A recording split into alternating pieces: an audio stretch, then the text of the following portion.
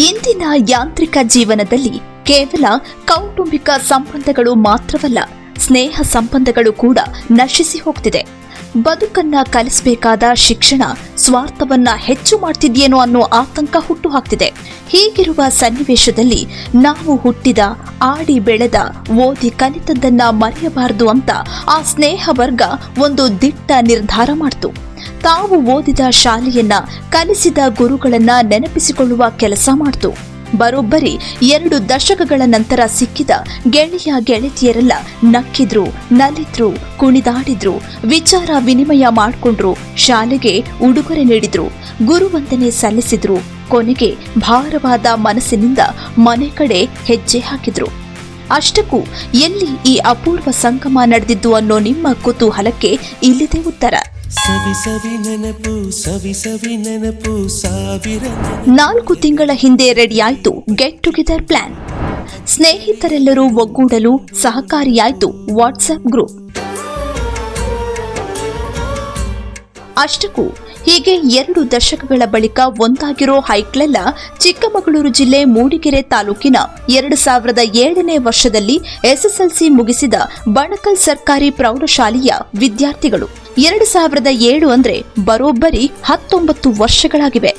ಆಗ 16 ವರ್ಷದವರು ಅಂತ ಲೆಕ್ಕ ಹಾಕಿದ್ರು, ಇದೀಗ 35ರಿಂದ 36 ವರ್ಷದವರು. ಬಹುತೇಕರು ಹೆಂಡತಿ, ಮಕ್ಕಳು, ಕೆಲಸ ಅಂತ ಅವರವರ ಕಾಯಕದಲ್ಲಿ ಬ್ಯುಸಿಯಾಗಿದ್ದಾರೆ.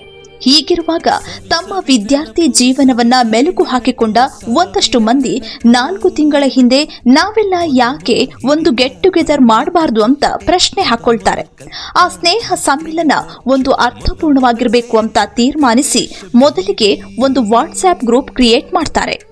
ಅದಕ್ಕೆ ತಮಗೆ ಸಂಪರ್ಕ ಇರುವ ಒಬ್ಬೊಬ್ಬರನ್ನ ಆಡ್ ಮಾಡ್ತಾ ಸಂಪರ್ಕವಿಲ್ಲದವರನ್ನ ಹೆಂಗೆಂಗೋ ಮಾಡಿ ಸಂಪರ್ಕ ಮಾಡಿ ಕೊನೆಗೂ ಸ್ನೇಹ ಸಮ್ಮಿಲನ 2007 ಎಂಬ ವಾಟ್ಸ್ಆಪ್ ಹುಟ್ಟಿಗೆ ಮುನ್ನುಡಿ ಬರೆಯುತ್ತೆ.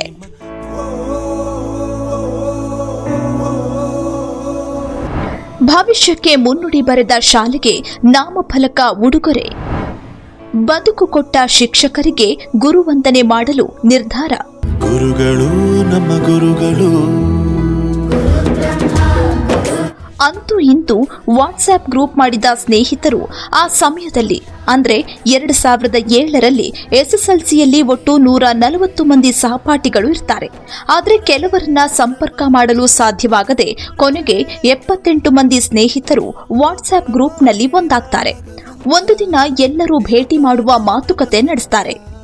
ಆ ಭೇಟಿ ಕೇವಲ ಭೇಟಿಗಷ್ಟೇ ಸೀಮಿತವಾಗಬಾರದು ಅಂದುಕೊಂಡು ಅದೊಂದು ಅರ್ಥಪೂರ್ಣ ಸಮ್ಮಿಲನ ಆಗಬೇಕು ಅಂತ ತೀರ್ಮಾನಿಸಿ ಕಲಿತ ಶಾಲೆಯ ಮುಖ್ಯದ್ವಾರದ ನಾಮಫಲಕ ಮಾಡಿಸಲು ಮುಂದಾಗ್ತಾರೆ. ಜೊತೆಗೆ ಬದುಕು ಕೊಟ್ಟ ಶಿಕ್ಷಕರಿಗೆ ಗುರುವಂದನೆ ಸಲ್ಲಿಸಲು ಡಿಸೈಡ್ ಮಾಡ್ತಾರೆ. ಕೊನೆಗೂ ಎಲ್ಲರೂ ಭೇಟಿಯಾಗುವ ದಿನ ಬಂದೇ ಬಿಡುತ್ತೆ.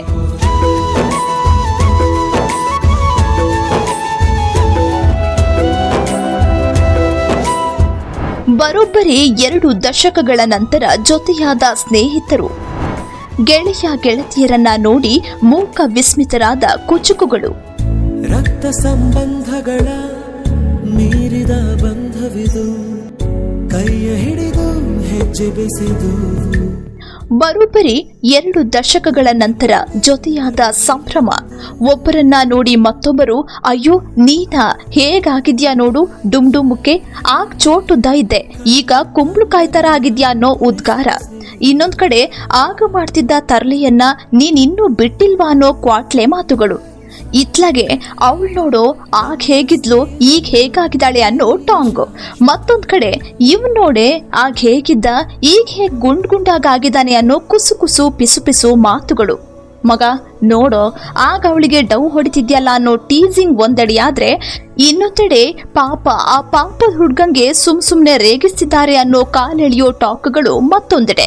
ಅಷ್ಟಕ್ಕೂ ಅವೆಲ್ಲ ಅಂದಿನ ಹೈಸ್ಕೂಲ್ ಆ ದಿನಗಳ ಸ್ಟೋರಿಗಳಾದ್ರೆ ಇಂದಿನ ವಾಸ್ತವ ಜೀವನವೇ ಬೇರೆ. ಮತ್ತೆ ನಲಿದು ಕುಣಿದು ಸಂಭ್ರಮಿಸಿದ ಚಡ್ಡಿ ಫ್ರೆಂಡ್ಸ್. ಅದೇ ತುಂಟಾಟ, ಅದೇ ಮಕ್ಕಳಾಟ, ಸಂಭ್ರಮವೋ ಸಂಭ್ರಮ. ಕುಚ್ಚುಕು ಕುಚ್ಚುಕು ಕುಚ್ಚುಕು ಮೀನು ಚಡ್ಡಿ ದೋಸ್ತಿ ಕಣ ಕುಚ್ಚುಕು ಜೀವಕ್ಕಿನ್ನ ದಾಸ್ತಿ ಕಣ ಕುಚ್ಚುಕು. ಒಂದು ಕಡೆ ಆ ದಿನಗಳು ನೆನಪಾದ್ರೆ ಮತ್ತೊಂದೆಡೆ ಮತ್ತೆ ಒಟ್ಟಾಗಿ ಸೇರಿದೀವಿ ಅನ್ನೋ ಸಂಭ್ರಮವೋ ಸಂಭ್ರಮ.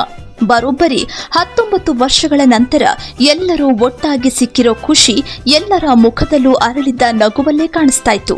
ಅಂದು ತುಂಟಾಟ, ಇಂದು ಜೀವನದ ವಾಸ್ತವದ ಅರಿವು. ಕುಟುಂಬ, ಸಂಸಾರ, ಮಕ್ಕಳು, ಹೀಗೆ ಜವಾಬ್ದಾರಿಯ ಹೆಗಲು. ಇವುಗಳ ಮಧ್ಯದಲ್ಲೂ ಆ ದಿನಗಳನ್ನ ಮೆಲುಕು ಹಾಕಿಕೊಂಡು ಬಂದಿದ್ದವರ ಜೊತೆ ಅವರ ಕುಟುಂಬ ಸದಸ್ಯರು ಸಾಥ್ ಕೊಟ್ಟಿದ್ರು. ಅಂದಿನಂತೆಯೇ ಆಟವಾಡಿದ್ರು, ನಕ್ಕಿದ್ರು, ನಲಿದ್ರು, ಕುಣಿದ್ರು, ಥೇಟ್ ಮಕ್ಕಳಂತೆಯೇ ಕಿತ್ತಾಡಿದ್ರು. ಸ್ನೇಹಕ್ಕೆ ಎಷ್ಟೊಂದು ಗಾಢವಾದ ಶಕ್ತಿ ಇದೆ ಅನ್ನೋದನ್ನ ತೋರಿಸಿಕೊಟ್ರು.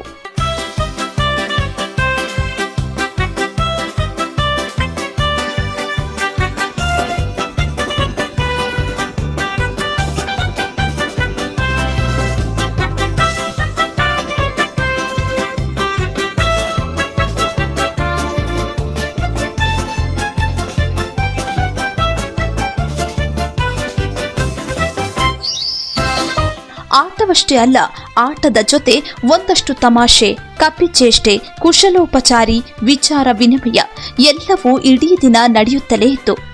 ಹೀಗೆ ಸೇರಿದವರಲ್ಲಿ ಇಂಜಿನಿಯರ್, ಕಾಂಟ್ರಾಕ್ಟರ್, ಬಿಸಿನೆಸ್ ಮ್ಯಾನ್, ಕೃಷಿಕರು, ಟೀಚರ್ಸ್, ಲೆಕ್ಚರರ್ಸ್, ಗೃಹಿಣಿಯರು, ಹೀಗೆ ನಾನಾ ಕ್ಷೇತ್ರಗಳಲ್ಲಿ ಕೆಲಸ ಮಾಡೋರು ಇದ್ರು. ಆದರೆ ಅದೆಲ್ಲವನ್ನೂ ಬದಿಗಿಟ್ಟು ತಾವೆಲ್ಲರೂ ಒಂದೇ ಎನ್ನುವ ಭಾವ ಎಲ್ಲರನ್ನೂ ಮತ್ತಷ್ಟು ಹತ್ತಿರವಾಗಿಸಿತು. ಈ ಖುಷಿಯಲ್ಲೇ ಅನೇಕ ಫನ್ ಗೇಮ್ಗಳನ್ನ ಆಡಿ ಸಂತಸ ಪಟ್ರು.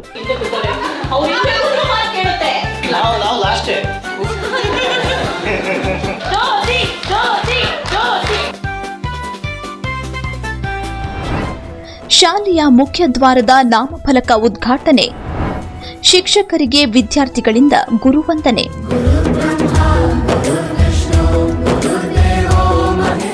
ಈ ಸಮ್ಮಿಲನ ಕೇವಲ ಎಲ್ಲರೂ ಒಗ್ಗೂಡುವಿಕೆಗೆ ಮಾತ್ರ ವೇದಿಕೆಯಾಗಿರಲಿಲ್ಲ. ಬದಲಾಗಿ ಮೊದಲು ವಾಟ್ಸ್ಆಪ್ ಗ್ರೂಪ್ ಅಲ್ಲಿ ಮಾತಾಡಿಕೊಂಡಂತೆ ಶಾಲೆಗೆ ಸುಮಾರು 1.5 ಲಕ್ಷ ವೆಚ್ಚದಲ್ಲಿ ಸ್ವಾಗತ ಕಮಾನು ಮಾಡಿಸಿ ಉದ್ಘಾಟನೆ ಮಾಡುವ ಕೆಲಸನೂ ನಡೆದೇ ಹೋಯಿತು. ಅಷ್ಟೇ ಅಲ್ಲದೆ ಬದುಕಿಗೆ ದಾರಿದೀಪವಾದ ಶಿಕ್ಷಕರಿಗೆ ಗುರುವಂದನೆಯ ಅರ್ಥಪೂರ್ಣ ಕಾರ್ಯಕ್ರಮವು ವಿಜೃಂಭಣೆಯಿಂದ ನೆರವೇರಿತು. ಪಾಠ ಹೇಳಿಕೊಟ್ಟ ಮಕ್ಕಳು, ವಿದ್ಯೆ ಕಲಿಸಿದ ಶಿಕ್ಷಕರಿಗೆ ಗುರುವಂದನೆ ಸಲ್ಲಿಸಿದ್ದು ಸಾರ್ಥಕತೆಯನ್ನ ಮೂಡಿಸಿತು. 2 ದಶಕದ ಬಳಿಕವೂ ತಮ್ಮ ವಿದ್ಯಾರ್ಥಿಗಳು ತೋರಿದ ಪ್ರೀತಿಗೆ ಗುರುಗಳು ಕಣ್ಣೀರಾದ್ರು. ಬಳಪ ಹಿಡಿದ ಭಗವಂತ ಇರುತ್ತಾನೆ ನಮ್ಮ ಸುತ್ತವಾಗಿ ಗದರೋದು ನಮ್ಮ ಬೆಳೆಸಲು ಗುರುಗಳು ನಮ್ಮ ಗುರುಗಳು. ಈ ದಿವಸ ನಮ್ಮ ಬಣ್ಕಲ್ ವಿದ್ಯಾಸಂಸ್ಥೆಯಲ್ಲಿ 2007ನೇ ಸ್ಟೂಡೆಂಟ್ಸು ಒಂದು ಒಳ್ಳೆಯ ಉತ್ತಮವಾದ ಕಾರ್ಯಕ್ರಮ ಮಾಡಿದ್ದಾರೆ. ಮುಂದಿನ ಪೀಳಿಗೆಗೆ ಹಾಗೂ ಹಿಂದಿನ ಸ್ಟೂಡೆಂಟ್ಸಿಗೆ ಎಲ್ಲರಿಗೂ ಕೂಡ ಇದೊಂದು ಸ್ಫೂರ್ತಿದಾಯಕವಾದ ಒಂದು ಸಂದರ್ಭ ಆಗಿದೆ. ಏನು ಅವರ ಒಂದು ಅಭಿಲಾಷೆ ಅಂತೆ ನೇಮ್ ಬೋರ್ಡ್ ಆರ್ಚು ಅದೇನು ಮಾಡಿದ್ರು ಅದನ್ನು ಈಗ ಎಲ್ಲ ನಮ್ಮ ಸಂಸ್ಥೆಯ ಹಿರಿಯರು, ಎಲ್ಲ ಶಿಕ್ಷಕ ಮಿತ್ರರು ಮತ್ತು ವಿದ್ಯಾರ್ಥಿಗಳು ಸೇರಿ ಇವತ್ತು ಆ ಉದ್ಘಾಟನಾ ಕಾರ್ಯಕ್ರಮವನ್ನು ಈಗ ನೆರವೇರಿಸಿದ್ದೀವಿ. ಕಲಿತ ಶಾಲೆಗೆ ಋಣ ಅಂತಕ್ಕಂಥದ್ದನ್ನು ಇವತ್ತು ಅಲ್ಪ ಪ್ರಮಾಣದ ಒಂದು ಕೊಡುಗೆಯನ್ನು ಕೊಡೋದ್ರ ಮುಖಾಂತರ ಇವತ್ತು ನೆರವೇರಿಸಿದ್ದಾರೆ. ಅವರಿಗೆ ಈ ಒಂದು ಸಂಘಟನೆ ಇದೇ ರೀತಿಯಲ್ಲಿ ಮುಂದುವರಿಲಿ. ಹಾಗೆ ನಿಮ್ಮ ಸಹಪಾಠಿಗಳಲ್ಲಿ ಯಾರಿಗಾದರೂ ಏನಾದರೂ ಸಮಸ್ಯೆ ಇದ್ದರೆ ಅವರಿಗೆ ನೀವು ನೆರವಿನ ಹಸ್ತವನ್ನು ಕೊಡುವುದರ ಮೂಲಕ ನಿಮ್ಮ ಈ ಕಾರ್ಯಭಾರವನ್ನು ಮುಂದುವರಿಸ್ಕೊಂಡು ಹೋಗಬೇಕು ಅಂತ ಹೇಳಿ ನಾನು ಬಯಸ್ತೇನೆ. ಧನ್ಯವಾದಗಳು.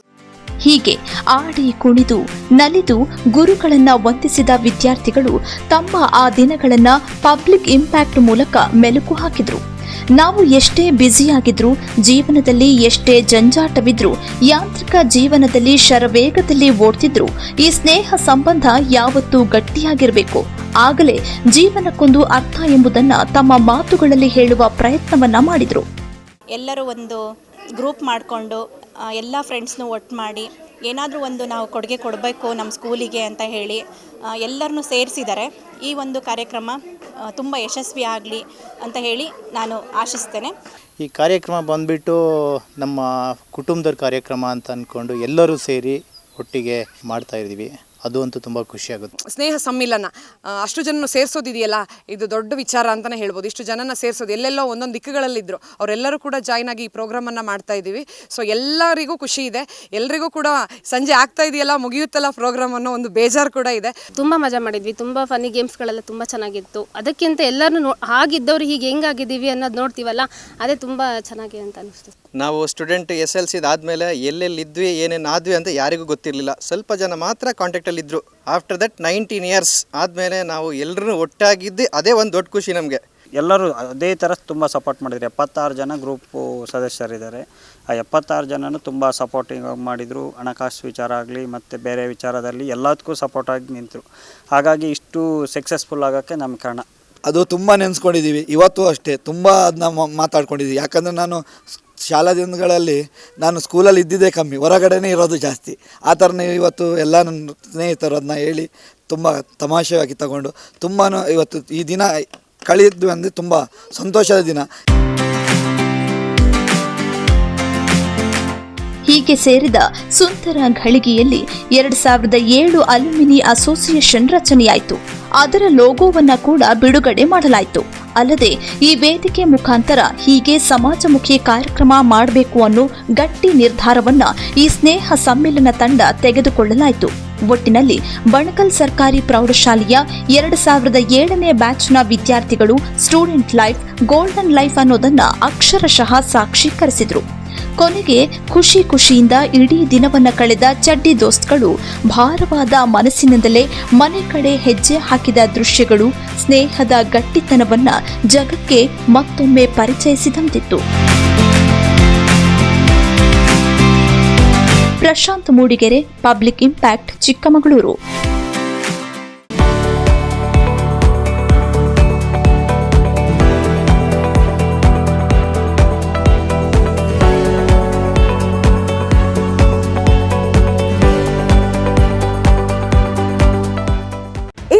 ನೈಜ ಕುತೂಹಲ ಭರಿತ ಸುದ್ದಿಗಳು ನಿಮಗೆ ಸಿಗಬೇಕಂದ್ರೆ ರಾಜ್ಯದ ಪ್ರತಿಷ್ಠಿತ ಜನಪರ ಡಿಜಿಟಲ್ ಸುದ್ದಿ ಮಾಧ್ಯಮ ಪಬ್ಲಿಕ್ ಇಂಪ್ಯಾಕ್ಟ್ ಚಾನಲನ್ನು ಯೂಟ್ಯೂಬ್ನಲ್ಲಿ ಸಬ್ಸ್ಕ್ರೈಬ್ ಮಾಡಿಕೊಳ್ಳಿ. ವಿಡಿಯೋ ಇಷ್ಟವಾದರೆ ಲೈಕ್ ಮಾಡಿ, ನಿಮ್ಮಿಷ್ಟದವರಿಗೆ ಶೇರ್ ಮಾಡಿ ನಮ್ಮನ್ನು ಪ್ರೋತ್ಸಾಹಿಸಿ. ಹಾಗೆಯೇ ಫೇಸ್ಬುಕ್ನಲ್ಲಿ ಪಬ್ಲಿಕ್ ಇಂಪ್ಯಾಕ್ಟ್ ಫಾಲೋ ಮಾಡೋದನ್ನು, ಇನ್ಸ್ಟಾದಲ್ಲಿ ಜೊತೆಯಾಗೋದನ್ನು ಮಿಸ್ ಮಾಡಬೇಡಿ. ಜಾಹೀರಾತು ಹಾಗೂ ಬಿಸ್ನೆಸ್ ಪ್ರಮೋಷನ್ಗಾಗಿ ಸಂಪರ್ಕಿಸಿ 9606037450 ಅಥವಾ 9353224116.